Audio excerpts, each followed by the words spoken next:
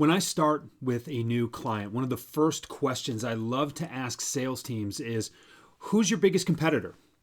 And you go around the room and people will raise their hand. Sometimes they don't raise their hand. They just blurt out the name of the biggest logo that they run into in the field, right? Who is the incumbent that they're trying to unseat the most? Who is the person whose business card they see on their prospect's desk that makes them grit their teeth? And we go around the room for a couple of minutes, and I look around, anybody else? And I see nobody else, and I say, okay, you're all wrong. And everybody sits back in their seats, and they're like, what do you mean we're all wrong? Like, what? Huh? And I say, no, your biggest competitor is not the outfit across town. It's not the shop across the street. It's not the 800-pound gorilla in your marketplace. Your biggest competitor is your prospects' status quo. Your prospects would rather do nothing sometimes than do anything, even if it means that by doing something, they would be significantly improving their own situation. Isn't that odd? But think about it. Every time you change something, it feels like a risk. You know that old saying, like, better to dance with the devil you know? Like, look, I know that my situation here, even my own, in this office with the tools that I have and the situation I have, it's not ideal. There are a lot of things that I could change. The lighting would be better. I could have some better sound and recording equipment. I could have more tools at my disposal to train sales teams. But you know what? I'm managing pretty well on my own. And I have enough things going on right now that anything additional feels like a threat. So you have to get your prospect to acknowledge, first and foremost, that they have a situation that's willing, or that they're willing to look at changing.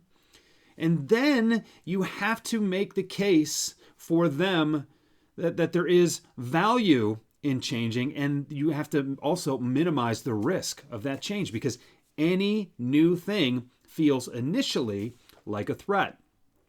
So recognize that your prospect's urgency to move, because of that, is almost nowhere near your urgency to sell. And the problem is, when you get ahead of yourself, when you try to make a deal so urgently, knowing or maybe not realizing that your prospect doesn't have that same urgency, you can tend to hurry through things. You can tend to get ahead of yourself. You can tend to try to force deals that shouldn't be forced. And a lot of those end up not materializing what they would if you were a little more patient. If you recognize the steps that you need to accomplish, you recognize that when you force deals, you often skip steps that you can't afford to skip.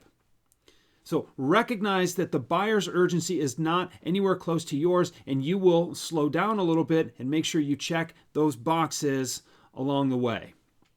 Now, when I mean checking those boxes, I mean identifying whether or not the prospect is the right fit, rather than worrying about whether or not they are a good fit right now.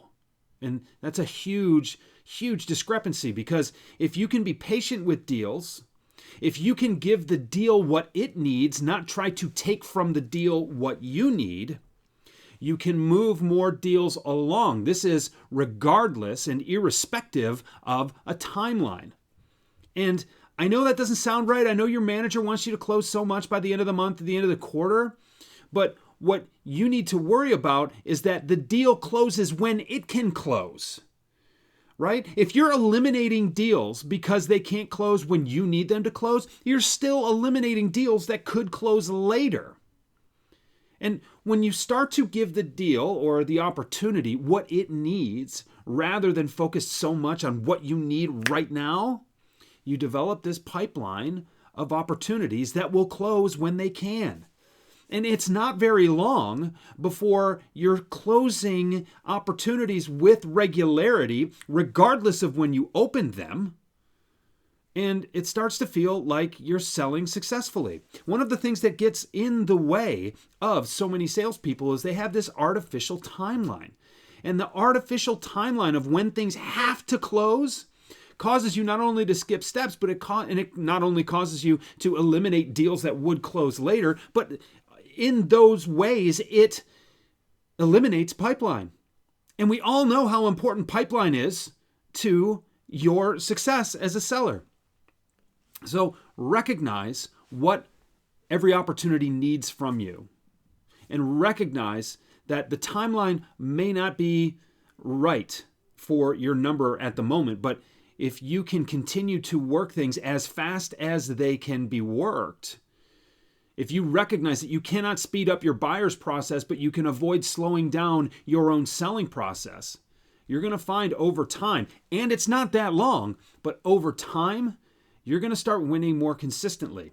And that's all anybody wants from you in leadership. And that's all a company needs. Show me a company with consistent revenue producers, and I will show you a top performing culture. Show me a company that is eliminating deals from the pipeline or neglecting them because they won't close right away, and I will show you a very toxic sales culture that will always have a very difficult time getting some sustainability and profitability. So this is a real opportunity for you to look in the mirror. You need to decide what you're in this for. You need to decide if the long-term plans for growth are more important than the short-term discounts and in negotiation cycles at the end of the month, and what the long-term success of your company is going to look like if you choose a different path. So recognize that your biggest competitor is not one with any discernible logo, but it is the prospect's status quo, and in many cases, you are helping to perpetuate that.